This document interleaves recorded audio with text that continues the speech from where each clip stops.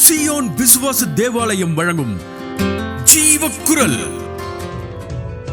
யோவான் 3ஆம் அதிகாரம் 14ஆம் வசனம். சர்ப்பமானது மோசேயினால் வனாந்தரத்திலே உயர்த்தப்பட்டது போல மனுஷகுமாரனும் தன்னை விசுவாசிக்கிறவன் எவனோ அவன் கெட்டு போகாமல் நித்திய ஜீவனை அடையும்படிக்கு உயர்த்தப்பட வேண்டும்.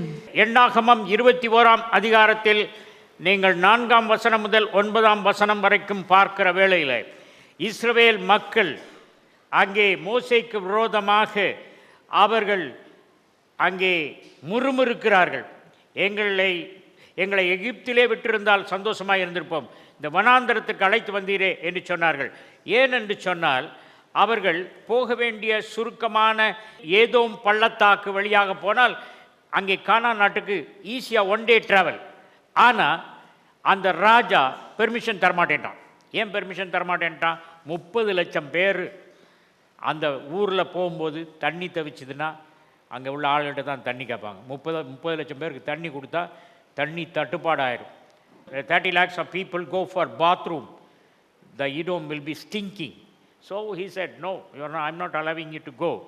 அதனால் அவங்க தென்கிழக்க போயிட்டு, ஈஸ்ட்டுக்கு போயிட்டு, நார்த்து போயிட்டு சுற்றி பல நாள் போக வேண்டியதாயிடுச்சு. அதனால் அவங்களை சோர்ந்து போயிட்டாங்க. கர்த்தருக்கு காத்திருக்கிறவர்கள் புது பலன் அடைந்து கழுகுகளைப் போல செட்டை எடுத்து எழும்புவார்கள். அது ஈஸியாக இருக்குது. ஆனால் நடந்தாலும் சோர்ந்து போகார்கள் இருக்கு இல்லையா, அதுதான் இவங்களுக்கு முடியலை. நடந்தாங்க, சோர்ந்து போயிட்டாங்க. மன்னாவை பற்றி சில காரியங்கள் சொல்ல விரும்புகிறேன். There is a commentary called Jewish commentary. அதில் சாப்டர் யாமா 7a அதில் மன்னாவை பற்றி சொல்லியிருக்கேன். மன்னாவை பற்றி என்ன சொல்லியிருக்கேன்னு சொன்னால், தேவன் அந்த கொத்தமல்லி பெருசு மன்னா ஹார்டாக இருக்கும், அதை இடித்து சாப்பிடுவாங்க, இது பண்ணுவாங்க. அந்த காலத்து பாரம்பரிய கதையை ஜூயிஷ் காமெண்ட்ரி சாப்டர் யாமா 75a அதில் வருது. அங்கே தேவன் அந்த மன்னாவை கொடுப்பதற்கு முன்பு அந்த வனாந்தரத்தில் மணலிலே முதலாவது ஒரு வடக்கு பக்கத்திலிருந்து ஒரு காற்று வீசும்படி செய்வாராம். அது மணலில் உள்ள தூசி வேண்டாத இதெல்லாம் அப்படியே அடிச்சிடுமா. அதுக்கப்புறம் ஸ்லைட்டாக மழை பெய்ய வைப்பாராம். மழை பெஞ்சு அந்த மணல்லாம் இதாகிடும். அதுக்கப்புறம் பனி பெய்ய வைப்பாராம். பனி மேலே அந்த மண்ணை உட்காந்து இறங்கும். அதை நம்ம பிளேட்டில் எதையும் கொண்டு வந்து ஹோட்டலில் கொடுத்தா மூடி வச்சு தான் கொண்டு வந்து வெளியே வைப்பான். அதே மாதிரி அது மேலே ஒரு மண்ணாக்கு மேலே ஒரு பனி பெய்ய வைப்பாராம். இந்த மாதிரி மன்னா 40 வருடம் தேவன் அவர்களுக்கு கொடுத்தார். ஒன் தியோலோஜியன் ஹஸ் கால்குலேட்டட், இந்த 30 லட்சம் பேருக்கும் 1 ஓமர் மன்னா ஒரு நாளைக்கு இருந்தால் அத்தனை பேருக்கும் எவ்வளோ மன்னான்னு கால்குலேட் பண்ணி அவர் சொன்னது, மன்னா வந்து ரொம்ப சாப்பிடுங்கள், நம்ம சோறு நிறையா சாப்பிட்ற மாதிரி இல்லை, எல்லாருக்கும் ஒரே அளவு தான். மன்னாவை பொறுக்கிறத பற்றி ஜூயிஷ் கமெண்ட்ரி என்ன சொல்லுதுன்னு சொன்னால், ஒருவன் நேர்மையாக இருந்தால் அவன் வீட்டினுடைய வாசலில் மன்னா பெய்யுமான். அவன் நேர்மையற்றவனாக இருந்தால் அவன் வீட்டிலிருந்து கொஞ்சம் நடந்து தள்ளி தான் மன்னா பெய்யுமா. ரொம்ப கேடாக இருந்தான்னா அவன் ரொம்ப தூரம் போய் தான் மன்னா பிடிக்கணுமா. அதனால் மன்னா எங்கே பொறுக்கிறாங்கன்னு எல்லாரும் பார்த்தாங்கன்னா, டேய் இவன் வீட்டு வாசல்லே மன்னா உழுதுருக்கிட்டான், அவனை பாரு எவ்வளோ தூரம் நடக்கிறான், அவன் எவ்வளோ பொல்லாதவன். ஆண்டவர் இஸ்ரவேல் மக்கள் நல்லவர்களா பொல்லாதவர்களா என்று மன்னா பெய்வதை வைத்தே அவர்களுக்கு மற்றவர்களுக்கு புரிய வச்சாராம். ஆகவே இந்த மக்களுக்கு இந்த மன்னா வந்து சில வேளை இஸ்ரவேல் மக்கள் எப்பொழுதுமே வனாந்தரத்தில் போக மாட்டாங்க, சில வேளை ஊர் வழியே போவாங்க. ஊர் வழியே போகும்போது இந்த மன்னா பெஞ்சதை சிலர் வந்து வாங்குவாங்க. அதான் புறஜாதியார், நாட் ஜூயிஷ் பீப்புள். மன்னா வாங்கினோடனே அவங்க கையில் மன்னா வச்சோடனே அது உருண்டு கீழே விழுந்துருமா. அப்போ அவங்களுக்கு ரொம்ப மன்னா சாப்பிடணும்னு ரொம்ப ஆசையாக. இந்த வனாந்திரத்தில் மன்னா அப்படி பெய்யும்போது அதை பொறுக்கலைன்னா அது உருகிருமா, உருகி ஆறா ஓடுமா. அப்போது அந்த ஆறா ஓடுற தண்ணியை மான் மற்ற மிருகங்கள் அந்த தண்ணியை குடிக்குமா. இப்போ யாராவது ஒருத்தர் மன்னா எப்படி டேஸ்ட்டாக இருக்கணும்னு இஸ்ரவேலர்கள் தவிர மற்ற ஒருவன் அதை அறிந்து கொள்ள வேண்டுமென்றால் மன்னா எடுத்தால் கையில் இருந்து கீழே விழுந்துருவான். அதுக்கப்புறம் அது தப்பி தவிர வாயில் போட்டான்னா கசப்பு பொறுக்க முடியாது. ஆனால் அவங்களுக்கு ரியலாக மன்னா டேஸ்ட் எப்படி இருக்கணும்னு தெரிஞ்சால், இந்த மன்னா உருகி தண்ணியாய் போனதை அவங்க அந்த காலத்தில், இப்போல்லாம் மான்லாம் ஷூட் பண்ண முடியாது, அந்த காலத்தில் மான் மாம்சம் வெனிசன் சாப்பிட்டாங்கன்னா அந்த மான் மாம்சத்தில் மன்னா டேஸ்ட் வருமா. அதாவது மன்னா உருகி தண்ணியாக ஓடின தண்ணியை குடித்த மானை அந்த மாம்சத்தை சாப்பிடும்போது தான் இது புது சுவையாக இருக்கே அப்படின்னோடனே இதுதான் மன்னா சுவைன்னு சொல்லிட்டு இஸ்ரவேலர்கள் சொல்லுவார்கள். ஆகவே இந்த மன்னாவானது வயதானவர்களுக்கு அது ஒரு கடினமான உணவாகவும், அதாவது சாலிட் ஃபுட்டாகவும், எல்லாருக்கும் ஒரே ஓமர் தான். சின்ன பையன் வாலிபனாக இருந்தால் ஒன் ஓமர் தான். குழந்தைகளுக்கு மன்னா அது வாயில் போட்ட உடனே மதர்ஸ் மில்காக மாறிடுமா. These are all I'm not கதை விடலை, நான் இதெல்லாம் கதை சொல்லலை. இது ஜூயிஷ் கமெண்ட்ரியில் நான் வாசித்த காரியங்களை நான் உங்களுக்கு சொல்கிறேன். இப்போ இன்னொரு இன்ட்ரெஸ்டிங் மன்னா பற்றி நிறைய எழுதியிருக்கு, அதெல்லாம் அது நமக்கு டாப்பிக்கில். இன்னொரு இன்ட்ரெஸ்டிங் திங் என்னென்னா, இங்கே ஒரு இஸ்ரவேலன் இருக்கான், அங்கே ஒரு இஸ்ரவேல் இருக்கான். ரெண்டு பேருக்கும் ஒரு அடிமை இருக்கான். இந்த இஸ்ரவேலன் சொல்கிறான், என் அடிமையை இவன் திருடிட்டான் அப்படின்றான். அவன் சொல்கிறான், நான் திருடலை, காசு கொடுத்து தான் வாங்கினேன் அப்படின்னு சொல்கிறான். இப்போ காசு கொடுத்து வாங்கினான்னா எப்படின்னு மோசேட்ட போய் ரெண்டு பேரும் சொல்கிறாங்க. அப்போ மோசே டிசைட் பண்ணோம், இந்த அடிமை இவனுக்கு சொந்தமா அப்படின்னு சொல்லிட்டு மோசே தீர்மானிக்கிறதுக்கு postponement of judgement tomorrow morning அப்படின்னு சொல்லிடுவாரான். சொல்லிவிட்டு இந்த அடிமையை இந்த வீட்டில் போய் தங்க சொல்லுவாரான். அப்போ இந்த வீட்டில் 5 பேர் இருக்காங்க, இந்த அடிமை சேர்த்து 6 பேர். இவங்க மன்னாவை பொறுக்குன மன்னாவை 6 பேர் இருந்தாங்கன்னா 6 ஓமர் இருக்கணும். ஆனால் மோசே டெஸ்ட் பண்ணுவார், எவ்வளோ ஓமர் இருக்குது அப்படின்னு. அவங்க பொறுக்கி கொண்டு வந்துருக்காங்க, இவங்க நிறையா பொறுக்குறாங்க. ஏன்னா 6 ஓமர் இருந்ததுன்னா இந்த அடிமை எனக்கு தான் சொந்தம் அப்படின்ட்டு. அப்படி பொறுக்கிட்டு மோசே அழகு பார்க்கும்போது 5 தான் இருக்குது. உடனே சொல்கிறான், இந்த அடிமை உனக்கு சொந்தமல்ல, அவனுக்கு தான் சொந்தம்னு அவனை ஜட்ஜ் பண்ணுவானா. So these are interesting facts mention in Jewish commentary, Jewish encyclopedia. Okay, இங்கே அவர்கள் இந்த மன்னாவை பற்றி ரொம்ப குறை கூறுறாங்க. என்ன வாட் அ லோட்ஸம் ஃபுட், இது யூஸ்லெஸ் சாப்பாடு அப்படின்னு. மன்னா பேலன்ஸ் டயட். இன்றைக்கி மாத்திரம் மன்னா இருக்குமானா, மன்னா பாட்டில் அடுக்குனா போதும், மன்னா சாப்பிட்டா அவனில் பலவீனமானவன் ஒருவனும் இல்லை. Because it's a balance food. Okay, I wrote an article to Japanese medical journal. அதில் என்ன சொல்கிறாங்கன்னு சொன்னால், மன்னா அப்படிங்கிறது இப்போ மன்னா எப்படி மன்னா காலையில் விடுற மாதிரி மன்னாவுக்கு ஈக்குவலண்ட்டாக இருக்கிறது இப்போ காளானா. பார்த்தீங்களா, காளான். I wrote an article. That is காளான்களில் 250 வகைக்கு மேலே இருக்குது. அதில் கேனோடெர்மான்னு ஒரு கம்பெனியில் காளானை பற்றி ரிசர்ச் பண்ணாங்க. நான் அந்த கேனோடெர்மாவை ரிசர்ச் பண்ணிட்டு I wrote an article to the Japanese medical journal, manna of modern times, தற்காலத்து மன்னா என்று சொல்லி அந்த காளானை பற்றி குறிப்புகளை நான் எழுதினேன். அது மெடிக்கல் ஜேர்னலில் ஜப்பானில் பப்ளிஷ் ஆச்சு, ஃபோட்டோ போட்டு. சிலர் என்ன செய்வாங்களாம், இந்த டேஸ்ட் மாறணும்னு நினச்சாலே அது மன்னா வாயில் போட்டோன்னே அந்த டேஸ்ட் மாறுமா. ஆனால் இவங்களுக்கு பிடிக்கல.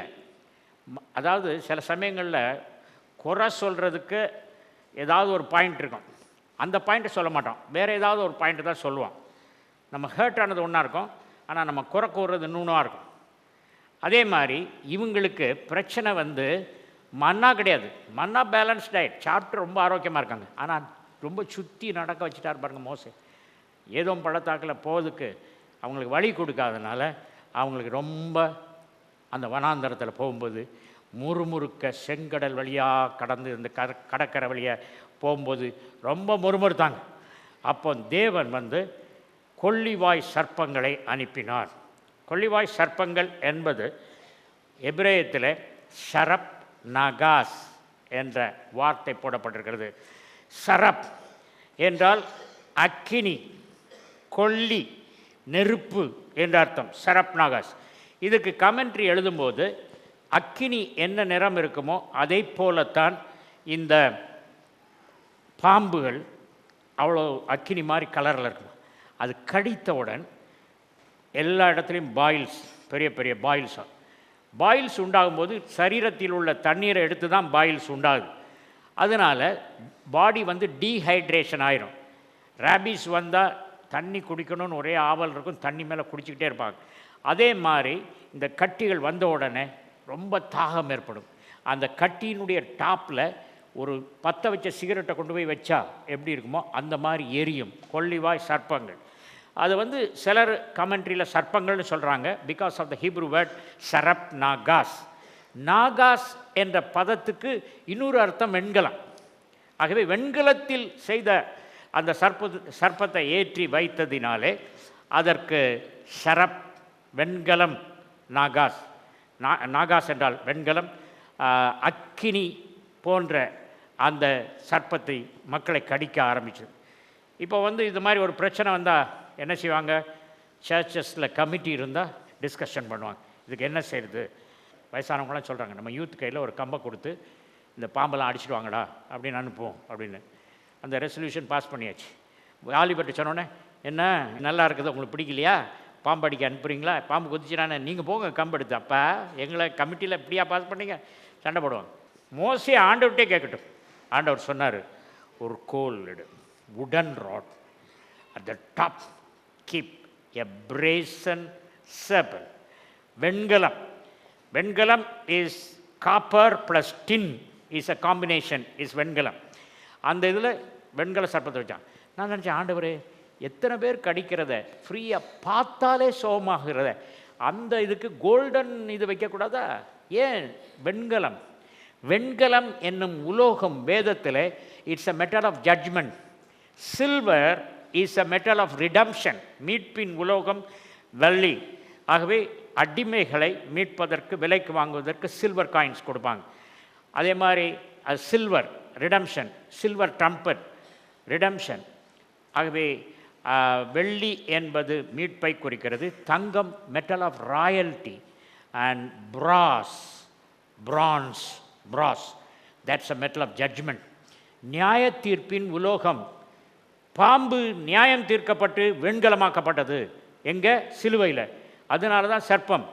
நீங்கள் வெளிப்படுத்தின விசேஷத்தில் 1ஆம் அதிகாரத்தில் பார்த்தீங்கன்னா, ஆண்டவருடைய கால்கள் உலைக்களத்தில் காய்ந்த வெண்கலம் போல பிரகாசமாக இருந்தது, அக்கினி மயமாக இருந்தது, ஆம்பர் கலரில் இருந்தது அப்படின்னு போட்டிருக்கு. So a rod, a serpent. இப்போ கூட மெடிக்கல் சிம்பிள் அப்படி தான் இருக்குது. அஸ்கலேப்பியஸ் என்பது அங்கே யூதர்களுடைய ஒரு பாம்பு கடவுள். அந்த இது செய்து வச்சாங்க. இப்போ நீங்கள் கேட்கலாம், அந்த பாம்பு கடித்தவுடன் கட்டியெல்லாம் வருது. இன்னொருத்தன் சொல்கிறான், டே பாம்பு கடித்ததுக்கும் அங்கே பார்க்குறதுக்கும் எவ்வளோ தூரத்தில் இருக்குது, அதை பார்க்குறதுக்கும் என்னடா சம்மந்தம் இருக்குது, அதெல்லாம் I don't believe in that அப்படின்னு சொல்கிறான். உடனே செத்துவான். இந்த காலத்தில் அப்படி தான் சொல்கிறாங்க. 2000 வருஷத்துக்கு முன்னால் இயேசு கிறிஸ்து உலகத்தில் வந்தாருன்னா இன்றைக்கி போய் அவரை என்ன செய்ய முடியும் அப்படின்னு சொல்கிறாங்க. நோ, இன்றைக்கு இயேசு கிறிஸ்துவினால் நம்மை ரட்சிக்க முடியும். இயேசு கிறிஸ்து அல்லாமல் இந்த பரலோகத்துக்கு போவதற்கு வேறு வழியே கிடையாது. Acts of Apostles chapter 4 verse 12.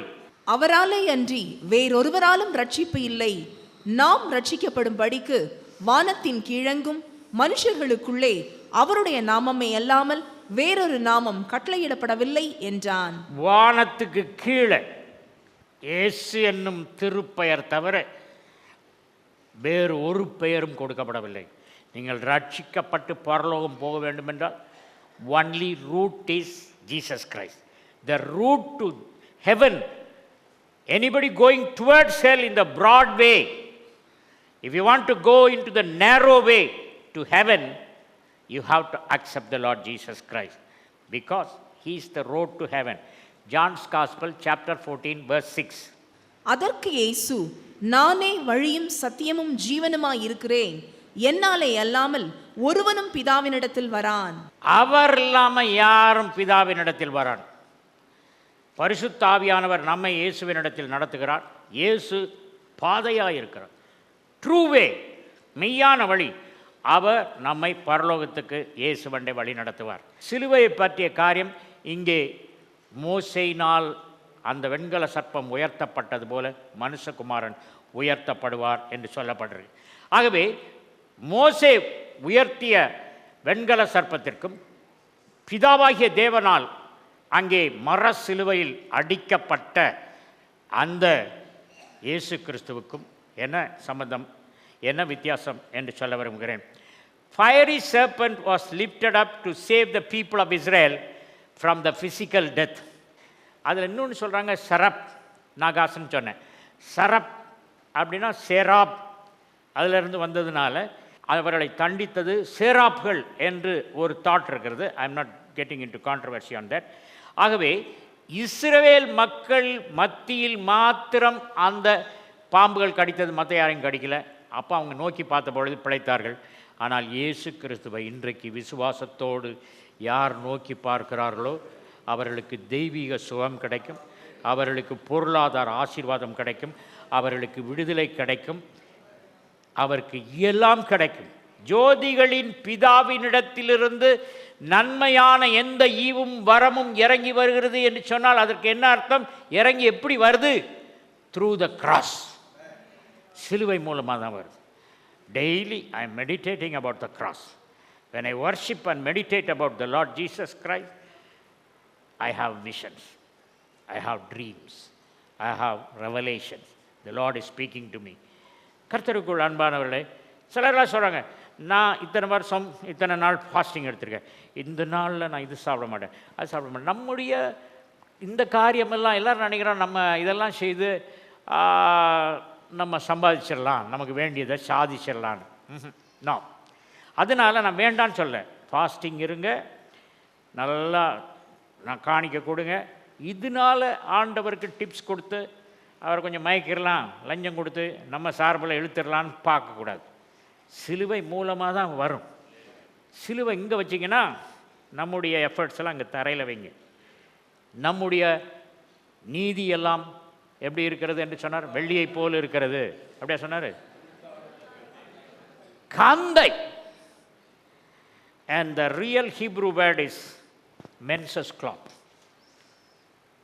That is the meaning of kandai of the old days. Jesus lifted up on the cross for the whole humanity all the time. Historically, அந்த மோசே வச்ச சர்ப்பம் ஒரு குறிப்பிட்ட காலம்தான்.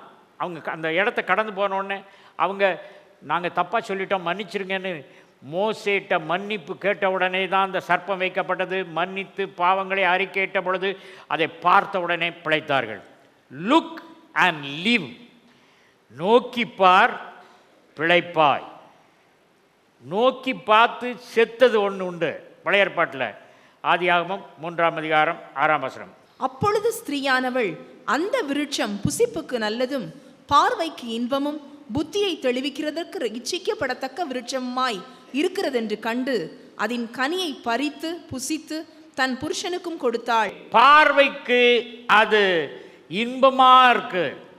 அவ பார்த்த அந்த பார்வை, அந்த பார்வைக்கு இன்பமா இருக்கு. அப்படித்தான் இருந்தது. அதனால இப்போ என்ன ஆச்சு? இப்போ ஒரு பார்வை, அந்த இன்பமான கனியை, விலக்கப்பட்ட கனியை பார்த்தால் என்ன நடந்தது? செத்து போனான், ஆவிக்குரிய மரணம். ஆனால் இந்த சிலுவையை நோக்கி பார்த்தால், கர்த்தருக்குள் அன்பானவரே, நம்ம சிலுவையை நோக்கி பார்த்துருக்கோம். எப்போ? சுவிசேஷத்தின் செய்தி சொல்லப்பட்ட சமயத்தில் சிலுவையை நோக்கி பார்த்தாப்பா, எனக்காக தான் நீங்கள் மரிச்சிருக்கீங்க, உங்கள் ரத்தத்தினால என் பாவத்தை கழுவுங்கப்பா அப்படின்னு சொன்னபோது தேவனுடைய குடும்பத்தின் அங்கத்தினர்களாக நாம் பிறந்தோம். பரலோகத்தில் பெயர் எழுதப்பட்டது, பரலோகத்தை நோக்கி போய்கொண்டிருக்கோம். அதோட கிராஸை மறந்துட்டோம். எப்போ மறுபடியும் யோசிப்போம்? குட் ஃப்ரைடே, 365 நாளில் குட் ஃப்ரைடே. அதுவும் அவர் சொன்ன 7 வசனத்தை தான் யோசிப்போமே தவிர 3ஆம் வசனம் நல்லா பேசினார் ஐயா, 4ஆம் வசனம் தான் சொதப்பிட்டார், 1ஆம் வசனம் பரவாயில்ல மார்க் போடலாம், இதுதானா? கர்த்தருக்குள் அன்பானவர்களே, you look at the cross. பாவமே செய்யாதவன் பிதாவின் முகத்தை பார்த்து பார்த்து சொல்லுங்கப்பா சொல்லுங்கப்பா அப்படின்னு சொன்னவர், நம்முடைய பாவம் போய் அந்த ஏவாளுடைய பார்வை அவர் சிலுவையில் இருக்கும் பொழுது அவரை அப்படியே பிதாவின் கோபம் ஊற்றப்பட்டு நம் தலையில் வரவேண்டிய தண்டனைகள் எல்லாம் அவர் மேல் வந்ததாக இருக்கிறது என்று பார்க்கிறோம். The dying people of Israel looked and lived for physical life. We look Jesus and get healed and live for eternity. கிறிஸ்து இயேசுவை பார்க்கிறவர்கள் அவர்கள் நித்திய ஜீவனாய் வாழ்வார்கள். ஆகவே அன்பான சகோதரர்களே, நீங்கள் சிலுவையை தினந்தோறும் 10 நிமிஷம் தியானிங்க. 1 month you will see the Lord. 1 month he likes to us to see the Lord. பரலோகத்தில் பிதாவுக்கு சமமாய் இருப்பதை ஒரு பொருட்டாக எண்ணாமல் அடிமையின் ரூபம் எடுத்து சிலுவையின் மரண பரியந்தம் தன்னை ஒப்பு கொடுத்தாரு ஆண்டவர். அதனால தான் அதிகாரத்தை கொடுத்துருக்காரு, பலனை கொடுத்துருக்காரு, நோயை நீக்கியிருக்காரு. We have to meditate about the cross every day for 15 minutes at least. நான் இந்த உலகத்தில் மரித்து அடக்கம் பண்ணப்பட்டு வாழ்க்கையை முடிஞ்சு நரகத்தில் போகிறத என்னை பரலோகத்தில் கொண்டு போய் உங்கள் சிங்காசனத்து பக்கத்தில் சிங்காசனம் போட்டு உட்கார வச்சுருக்கீங்களே, எவ்வளோ பெரிய ஸ்லாக்கியம். அதற்கு காரணம் சிலுவை. எந்த பிளெஸ்ஸிங் வேணுனாலும் சிலுவை மூலமாக தான் வரும். மற்றதெல்லாம் நீங்கள் செய்கிறதெல்லாம் எது வேணால் செய்யுங்க, கர்த்தருக்காக தியானம் செய்யுங்க, அதெல்லாம் ஓகே, அதுக்கு பரலோகத்தில் பரிசு கிடைக்கும். ஆனால் மற்ற பூலோகத்தில் உங்களுக்கு ஆசீர்வாதம் வேண்டுமென்றால் அது சிலுவை மூலமாகத்தான் வரும். Looking at the brazen serpent is the only way to be saved for the people of Israel. ஒரே ஒரு வழிதான். ஆனால் looking at Jesus is the only way to go to heaven. பரலோகத்தை போகிறதுக்கு ஒரே வழி. இந்த நிகழ்ச்சியை கேட்டுக்கொண்டிருக்கிற அன்பான சகோதரர்களே, ஆலயத்தில் எத்தனையோ பேர் வந்திருக்கிறீர்கள். சியோன் விசுவாச தேவாலயத்தில் I assume that all of you are accepted the Lord. இதுவரைக்கும் கர்த்தராகிய இயேசு கிறிஸ்துவை சொந்த ரட்சகராக நீங்கள் ஏற்றுக்கொள்ளவில்லை என்றால் இன்றைக்கு ஆண்டவரே என் உள்ளத்தில் வாரும், நீங்கள் சிலுவையை நான் பார்க்குறேன்ப்பா அப்படின்னு. one evening I was preaching about the cross. Suddenly I saw the Lord Jesus crucified on the cross, totally naked. I started crying. I could not continue my sermon. When somebody comes, நான் pant போட்டு full hand shirt பனியன் போட்டு தான் உட்காந்துருப்பேன். ஆனால் யாராவது வந்திருக்காங்கன்னா ஓடி போய் ஷர்ட்டை போட்டு வரேன். பனியன் போட்டே ஒரு ஆளை பார்க்க முடியல, ஒரு ஆம்பளையை பார்க்க முடியலன்னு சொன்னால் Jesus Christ was on the cross naked without any dress according to Jewish custom of crucifying. But there were ladies. That's what the word of God is telling. The ladies were standing far away. Just imagine the situation. A man standing on the cross, lifted up so that he can be seen by everybody, absolutely without clothes. Very tragic. He is the creator of you and me. We have to be extremely thankful to the Lord. When you look at the cross, you will not commit any sin. When you understand the cross, you will not commit any sin. When you understand the cross, you will be linked to the Lord Jesus Christ. The word of God says, draw close unto me, I will draw close unto you. கர்த்தரண்டை கிட்டி சேருங்கள், அவர் உங்களண்டை கிட்டி சேர்வார் என்று சொல்லப்பட்டிருக்கிறதை பார்க்கிறோம். I am still become emotional. இஸ்ரவேல் மக்கள் எப்படி தப்பித்தார்கள்? ஒரு ஆட்டுக்குட்டியின் ரத்தத்தை ஒரு கிண்ணியிலே பிடித்து நிலைக்கால்களில் தடவினார்கள். சங்கார தூதன் பட்டயத்தை எடுத்துக்கொண்டு வரும்பொழுது அந்த நிலைக்கால்களில் ரத்தத்தை பார்த்தவுடனே he passed over, கடந்து போனான். இயேசு கிறிஸ்து என்ன சொன்னார்? நானே மெய்யான வாசல். கல்வாரி சிலுவையில் அந்த வாசலின் நெற்றியிலே எப்படி இஸ்ரவேல் மக்களுடைய இல்லத்தின் சட்டங்களிலே ரத்தம் பூசப்பட்டதோ அதை போல அவருடைய நெற்றியெல்லாம் ரத்தம், முள்முடி ரத்தத்தை சூடியிருக்கிறது. மெய்யான வாசல் என்று சொன்ன அவர் இரத்த களரியாய் நின்று கொண்டிருக்கிறார். Men those days had faith in Moses' provision of the fiery serpent. So also we have to have faith on the cross of Calvary. ஒருத்தர் கேட்டார், 2000 வருஷத்துக்கு முந்தி இயேசு கிறிஸ்து சிலுவையில் அறிஞ்சார், இன்னைக்கு எங்களுக்கு விடுதலை கிடைக்குது அப்படின்னு சொல்கிறீங்களே, அது எப்படி நடக்கும்? அந்த ரத்தம் தான் என்னைக்கோ அவருடைய ரத்தம் பாவத்தை சுத்திகரிக்குன்னு சொல்கிறீங்க. அந்த ரத்தம் it is dried up, parched, forgotten. No. France நாட்டில் டிப்தீரியாவுக்கு வேக்சின் தயாரிக்கிறாங்க. Diphtheria is a very terrible disease, usually kills the children. அது என்ன செய்கிறாங்கன்னா, நல்ல ரொபஸ்டாக நல்லா இருக்கிற அராபிய குதிரையில் கொண்டு போய் டிப்தீரியா ஜெர்ம்ஸை போய் அப்படியே இன்ஜெக்ட் பண்ணுவாங்க. ஆரோக்கியமாக இருக்கிற குதிரை அப்படியே சிக்காய் அப்படி படுத்துடும். அந்த இரத்தத்தின் சீரத்திலிருந்து டிப்தீரியா வேக்சின் இஸ் ப்ரிப்பேர்ட். அந்த குதிரை எங்கேயோ ஃப்ரான்ஸில் இருக்குது, அது எப்போமோ செத்து போச்சு. அதுக்கு அந்த டிப்தீரியா கிருமிகளை உள்ளே செலுத்தி அதை கொன்று ஆன்டிபாடி டெவலப் ஆகி அதிலிருந்து அந்த வேக்சின் தயாரிக்கிறது. அது 3 வருஷத்துக்கு அப்புறம் இந்தியாவுக்கு வருது. ஒரு குழந்தை தொண்டையினால் ஸ்வாப் டெஸ்ட்லாம் சொல்லுது ரொம்ப மோசமாயிடுச்சு, டிப்தீரியா வந்துடுச்சு அப்படி சொல்லுது. அந்த குழந்தைக்கு வராமல் இருக்கிறது அந்த இதை கொடுத்தா it doesn't have diphtheria. So the vaccine prepared by a horse, some other country, some other time in the past, if we could heal a child, prevent the child from having diphtheria, அந்த குழந்தையை diphtheria வராமல் பாதுகாக்க முடியுமானா 2000 வருஷங்களுக்கு முன்பாக நமக்காய் பாடுபட்ட இயேசு கிறிஸ்துவின் ரத்தம் நாம் எப்படி சுத்திகரிக்க முடியும்? ஏசாயா 45:22. பூமியின் எல்லையெங்கும் உள்ளவர்களே, என்னை நோக்கி பாருங்கள், அப்பொழுது ரட்சிக்கப்படுவீர்கள். நானே தேவன், வேறு ஒருவரும் இல்லை. பூமியின் எல்லையெங்கும் உள்ளவர்களே, சிலுவையில் அறையப்பட்ட என்னையே நோக்கி பாருங்கள் என்று இயேசு கிறிஸ்து சொல்கிறார். தேவன் வேறு ஒருவரும் இல்லை என்று தெளிவாய் அங்கே சொல்கிறார்.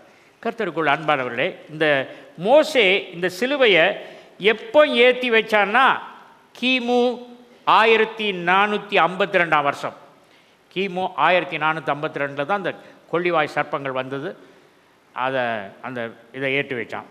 ஆனால் 725 வருஷம் போயிடுச்சு. இவங்க என்ன செய்தாங்க, அந்த ஊரை விட்டு போய் கொள்ளிவாய் சர்ப்பம்லாம் செத்த பிறகு என்ன செய்தாங்கன்னா இஸ்ரவேல் மக்கள் அந்த பாம்பை எடுத்துச்சிட்டாங்க.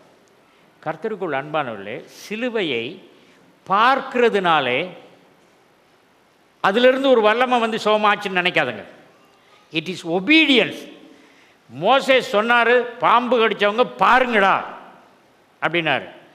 பார்த்ததுனால அங்கேருந்து ஒரு அனாயிண்டிங் வந்து இவங்கள சோமாச்சின்னு நினைக்காதுங்க. இவங்க மோசே சொல்லுக்கு கீழ்ப்படிந்து பார்த்ததுனாலே கீழ்ப்படிதல் அவர்களுக்கு தெய்வீக சுகத்தை பெற்று தந்தது. கர்த்தருக்குள் அன்பார்களே, இந்த காலத்தில் என்ன செய்கிறோன்னா நம்ம இயேசு கிறிஸ்துவை கம்ப்ளீட்டாக மறந்துடுவோம்.